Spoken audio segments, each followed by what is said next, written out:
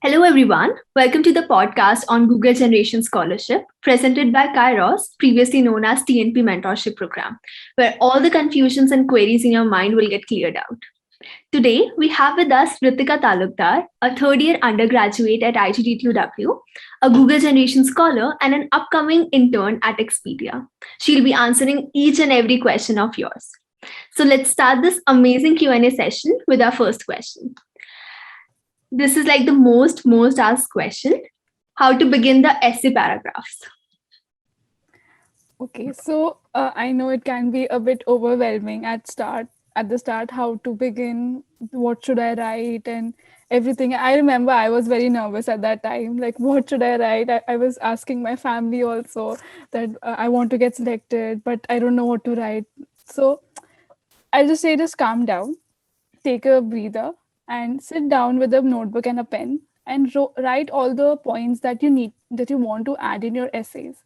Make bullet points. You don't have to write full sentences. Just write that. Okay, like for the first question, which you need to write about the problems faced by women in this field.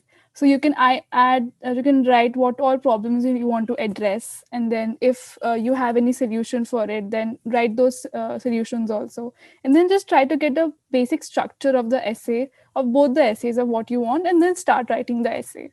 Don't just start right away. Get the structure ready first, and if you want, you can also ask your friends and family to review it for you before you start writing. I did the same. I have an elder sister, so I wrote those points and I asked her, should I start writing or should I need to add something or remove something? So she helped me a lot with this. Helped she made changes to the points that I had, and then I started writing the essay. Also, once you're done with it, make sure that you get it reviewed by either your friends and family or also by a past scholar, a past generation Google scholar, because that really helps. Even I got mine reviewed by a past scholar. So make sure you do that. Yeah. Next one. What are the key points we should keep in mind while writing the essays? Okay, first of all, be realistic and honest. Don't exaggerate whatever you're writing. If you have faced any problems and you're writing about your own experience, then be professional about it and write it in a way yeah, in which you will be able to communicate to the person who's reading your essay about the problem and how you made an impact, what your contribution was for it. Like, be professional about it, and please don't exaggerate, because they are not there to give you sympathy. They just want to help you and then want to understand you as a person. So be honest and realistic. Secondly, try to add your experience, like try to add examples which support whatever you're writing, but they're from your own life experience. Like if for the second question, where when you need to write why do you need this scholarship, so whatever you're writing, try to add examples for it. If you are writing that it will help you in your education, then write that this is all that I've been doing till now, and if I get this scholarship, then I will be able to extend this, or I will be able to do all of this things. So try adding examples from your life, because that creates a bigger impact. Also, like for the first question, if you're writing about when you're writing about the problems, try adding facts and figures from notable sources. Like if you read some article in a newspaper where you came across some percentage or some figure, add that in your essay, because it creates a bigger impact. If you just write about something, it won't be that much important, but if you add percentages, if you add figures, then it creates a bigger impact, that yeah, okay, this is actually a real problem. So try adding those also. Last tip would be, don't write any unnecessary quotes or unnecessary facts. Like this is a con for the previous tip. Don't add any unnecessary things. If you feel like you can add something, then only add. Otherwise, don't just add it just to increase the word limit words. Oh, and that reminds me, please stay in the word limit. Do not exceed it, and do not also be very under the word limit. 350 to 400 word essay is fine. Don't overdo it. Okay, so just be realistic and don't exaggerate. Yeah. Next up, how can I make sure that my essay stands out from crowd? Okay, for this is very subjective because this is not a competition where they're judging your essay writing skills, or they're in the search for the most impressive essay. You just need to convey your thought process and your passion for computer science, because this scholarship is all about that. They celebrate your passion for computer science, women passion for computer science, and they want to know what contribution you are making as a part of this field and what you want to do in your future. So just make sure that you convey your thoughts properly, because you're not there to explain your essay. Those words are the only thing that they'll be reading about you before they move on in the application process. So you need to be very clear in your words. You don't have to add any complex vocabulary. You can write it in a very normal language, but also be a little formal, and don't add any slangs when you're writing the essay. Be formal about it and tell them what you feel, why do you want this scholarship, what your ideas are as being a part of this technical field. Just add those and don't worry about the outcome. I'm sure if you are passionate about this, they will select you. Probably. Okay, next up, what is expected to be asked in Google Online Challenge? Okay, so this challenge was divided into two parts. First was general cognitive ability, GOC, or second was role-related knowledge. So the first part, it was about logical reasoning and simple mathematical questions, where like it was related to percentage and compound interest, simple, it's very simple, like day-to-day 10th class mathematics. So if you practice them, there are a lot of questions available online. Even if you practice like 1 or 2 day for it, it will be fine. It is not that difficult. For logical reasoning, there are also questions like patterns and sequences, very basic, and like logical reasoning questions are. They were very basic, and they were also MCQ. The whole challenge was MCQ. You don't have to type anything. You just even the calculations aren't too long. It will just take you a few seconds to calculate those questions. Second part was role-related knowledge, which was related to computer science. It had questions from computer fundamentals, data structures, OOPS, C and C++. I think there were some Java questions as well. So whatever we study as a part of computer science, it was related to that. And the questions are also not big codes. It was related to error handling and input output questions. Like there was a short code, and you need to tell what the output of that code was, or what are the errors in that code. Will the error be logical, or is there any syntax error? Very simple questions, but you need to practice them. It's not that if you don't study for it and you just give the exam, you will be able to clear it. That's not the case. You will have to practice for it. Okay, so just go to some online resources and you'll surely find some practice. What are the important DSA topics? I would say the topics weren't very difficult, but not that easy also. Like there were questions from all the data structures, like arrays, stacks, linked lists, queues, trees, even graph questions as well, but not that difficult. You just need to know what all the data structures are, how they work, and how would you implement them in any example. So you would find a lot of questions on Geeks for related to this. Like I practice from that website. You have a large question bank on Geeks for Geeks, which are MCQs and related to these data structures. So if you practice that, you'll be able to do that. But you have to know about each and every data structure, not the advanced ones, but you need to know about everyone, like just basic knowledge. Okay. Next, what are some tips to enhance the resume to increase my chances of shortlisting? Okay, first of all, again, be honest. Do not lie on your essay, on your resume, because when you go for your interview, they're going to ask you questions only from your resume. Like hardly they ask you anything out of your resume. So that will be your prime focus. If you lie there and then you're not able to answer in your interview, that will look bad. So do not lie, be honest. Even if you haven't done anything till now, that is fine. They do not expect you to be exceptional being a second year student. So whatever you've done, write it in your resume and be honest. And if you have done something, that brings me to my second tip.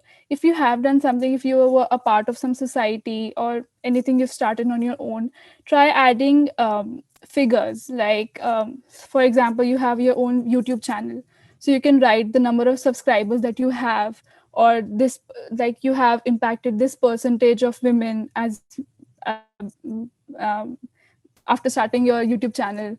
So you can add figures like this to create impact. Secondly, add descriptions to everything that you write. Like, for example, for the project section of your resume, try adding 2-3 lines about your project, not full sentences, just bullet points. You can first introduce what your project is about, then you can write about its tech stack, then you can add links to your project. Like, what I did was I hyperlinked the name of the projects that I mentioned. So if you click on the name, it redirects you to the GitHub repository of that project. You must do that. The simple, these small things, they really help like make your resume stand out. So make sure you add descriptions to everything. Even if you're writing about your position of responsibility as a part of your college, like your societies, if you were part of your college fests, organizing team of your fest, then add descriptions to it, because they're not going to know what, like if you mention about some fest about your college, they will not know. Like, they don't know about every college, right? You need to tell them, okay, this is what it was, and this much of an impact I created as a part of that event. So make sure you add descriptions. Yeah, these were all the tips. Lastly, be professional. Again, do not bring a strange format. Do not add too many colors in your resume. It makes it very informal.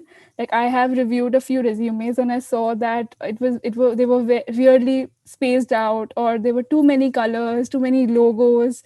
Don't do that. You will get a lot of professional templates online. Just get one. There are a lot of templates which are freely available. You can use websites like Canva or Overleaf, if you know how to use it. So use those templates, pre-made templates. Do not make your own. Get a professional one and write accordingly. Okay, these tips will surely help them enhance their resume. Next up, we have everyone who clears this exam, like this online challenge, gets the scholarship, or is there any other round as well?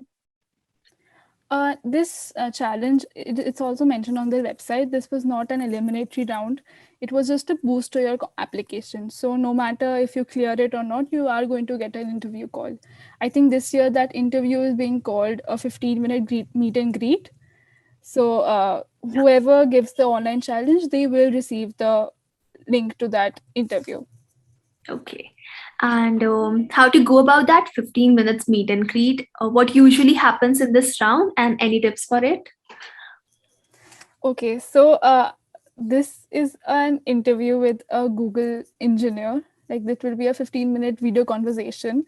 They will be this. It will more be like a conversation, not like an interview. Like, mine felt like that. It felt like I was talking to the woman who was interviewing me. It did not feel like an interview. We were just casually talking about what she is doing as a part of Google and what I have been doing till now. She asked me questions about my resume, my interests, why do I want this scholarship, and like, what are my future goals for it. So yeah, basically getting to know your questions is all you want to prepare for, and be the person on that you are on your resume. Make sure you are thorough with your resume. You know each and every word, because they are going to cross question you as well. It depends on the interview. If your interviewer, if he or she is from a technical background, that they are going to go in depth on your projects. If they are from an outreach background, then they will ask you more about your outreach initiatives and like what you have done till now, not much about the technical aspects for it. But you need to be prepared for both of them. Okay. Okay. Anything else? Yeah, I was just saying that to prepare for the interview, what I did was that I went through past scholars' blogs. There are many blogs available online. So you can go on any websites like Medium or something like that, and you can go through their blogs and make a document, Word document, where they have and collect all the questions that were asked to the past scholars. I did the same. I made a document. I went through like 20, 25 blogs, and I took all the questions that they were asked, and then I wrote like bullet points for the answers to it. And then I asked my sister to review them and help me with the preparation. Like, so after like 10-15 days of the online challenge, you will be receiving the link for the interview. So during that time, what you want to do is you need to open that document every day. You go through those questions, you practice how you will speak those answers. You can ask your friends or your family to take mock interviews. I did the same. My sister, she took mock interviews. Like every morning we used to sit, and then I used to wear formals, and then she used to ask me questions and I answered them like I would in my interview. And then at the last she would give me feedback. So get your family or friends to do the same for you. That way it will help you build confidence, and also you'll be able to speak more, because right now as a sophomore we haven't given, I don't think all of us have given interviews. So this must be the first interview for a lot of you, and to practice for it you need to give mock interviews. It will help you a lot. It will also help you get over that nervousness that people usually have for the interviews. So it will help you a lot. Please do that. Okay, so just book a mock interview as soon as possible. Yeah. Next, what are the documents required for the application? um I think only the transcripts of your academic transcripts are also only required for the application. Like it's also mentioned on the website, like before applying you need to be ready with your resume, your essay answers, and your transcripts. It's also mentioned that your unofficial transcript would also help. So if you have any website of your college where you can see the results of your semesters, like your 4 semesters, and if you get a screenshot of that, even that will help. That will do. You can just take a screenshot where the logo of your college is visible and your result is visible and which semester that result is from. Just take a screenshot and make one PDF of each and every semester. Don't upload too many PDFs. Just merge all of these screenshots in one PDF, and that will also suffice. If you have any official transcripts, even that is obviously that will obviously be accepted. But if you don't, and if you don't have much time, you can also do this unofficial thing. They will not mind it. Okay. Lastly, what are the perks of the scholarship? Okay, that is like the highlight of the scholarship. Firstly, obviously the scholarship money. You get $1,000 as a Generation Google Scholar. Secondly, this for me it was due to COVID. It was virtual, but for if you are guys are lucky enough, then you will get to go on a 2 to 3 day trip, all expenses paid, to any Google office in the Asia Pacific region. There you can meet all the engineers. There will be too many events, and you'll just have a lot of fun. For me, because of COVID, it was virtual. So we had a 2 day virtual retreat where everything was planned out. It was on a Google Meet. It was on the Google Meet platform where we met so many engineers from all over the Asia Pacific region. It was not only from India. And like if you think about it, being virtual, it sounds like it'll be boring. And even I thought so at the first, that like why did I not get to go on the offline trip? Virtual won't be too much fun. But trust me, you will not even know where the time flies. This was the best virtual event that I've ever attended. It did not feel virtual at all. It was like we are sitting in a room and we're talking. And all the activities that were planned out, they were planned out so well, just keeping in mind the virtual situation.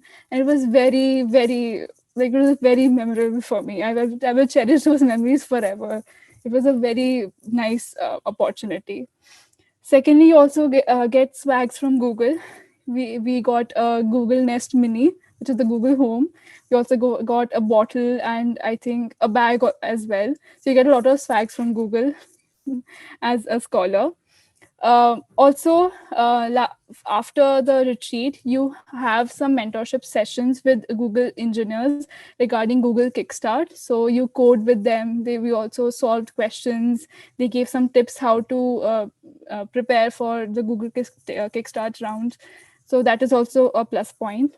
Lastly, but not the least, you gain an amazing community of women engineers and women who are part of computer science, all those scholars, generation Google scholars. You gain that community, you get to talk to them. Like, we're still in contact with all 75 of us. We're still in contact. We talk every day. We talk about the ideas, what we're doing. It's a very positive and a very comfortable space where you can talk about anything, and then they'll understand your perspectives, your problems, and it's just like a very nice sisterhood. So you gain that community, which I think is the highlight of this scholarship, because being an introvert, I face problems being making friends, but as a part of this program, I gained 75 of them, so I'm really happy about that. Wow, that's a lot. That's a lot. I hope this conversation will turn out really fruitful for our listeners. Thank you for joining us. And we hope that we were able to answer all your queries and all the questions that you gave us. If you still have any question left, you can drop down in the comments below. Thank you so much.